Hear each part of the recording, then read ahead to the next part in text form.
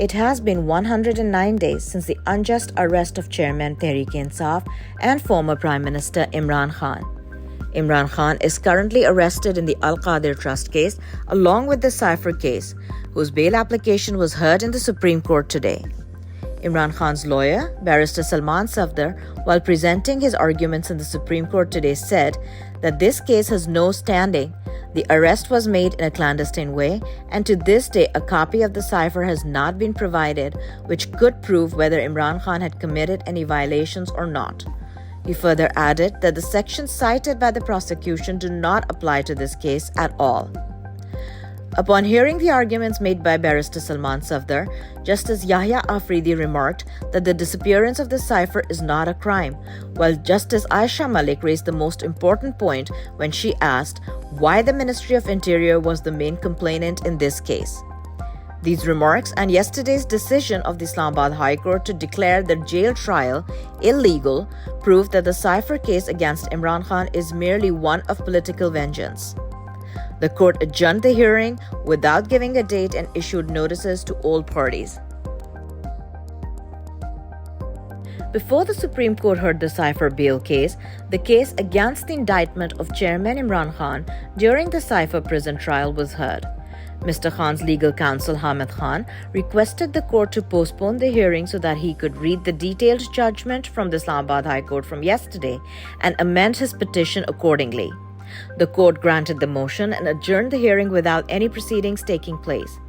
It is worth noting that the earlier decisions of the Chief Justice Islamabad High Court Amir Farooq on both the applications of the cipher case have been invalidated by other judges.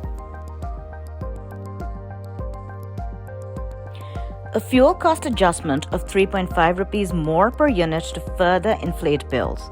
This comes on top of about a 26% increase in the annual base tariff and around an 18% hike under the currently implemented quarterly tariff adjustment or QTA.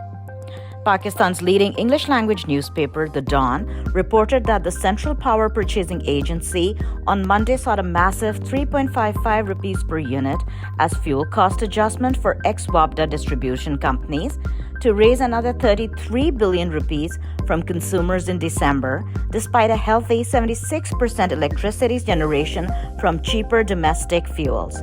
This means that the consumers would benefit little from low consumption in December, as they would be charged such a big FCA amount on the relatively higher number of units consumed in October.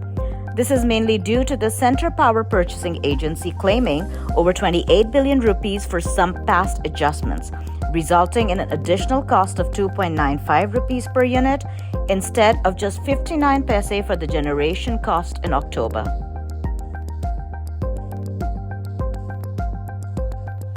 Israel approved ceasefire with Hamas that includes the release of some 50 Israelis being held captive. Israel's cabinet on Wednesday approved a temporary ceasefire with Hamas that is expected to bring the first halt in the relentless bloodbath that Gaza has seen in the last 6 weeks.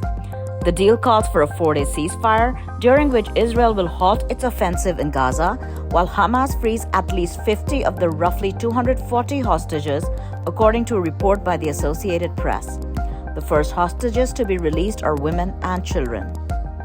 Media reports ahead of the vote said Israel would free some 150 Palestinian prisoners and allow additional humanitarian aid into Gaza as part of the deal with Hamas. Israel put Gaza under siege and started a genocide in the Palestinian enclave on October 9th. Aid organizations say civilians don't have enough food or clean water, and hospitals in Gaza report being out of even the most basic of medical supplies. Over 13,000 Palestinians in the Gaza Strip have been killed, according to the Gaza Health Ministry, the majority of whom were women and children. A further 190 Palestinians were also killed in the West Bank by the Israeli military and settlers. Casualties have also occurred in other parts of Israel, in southern Lebanon, and in Syria.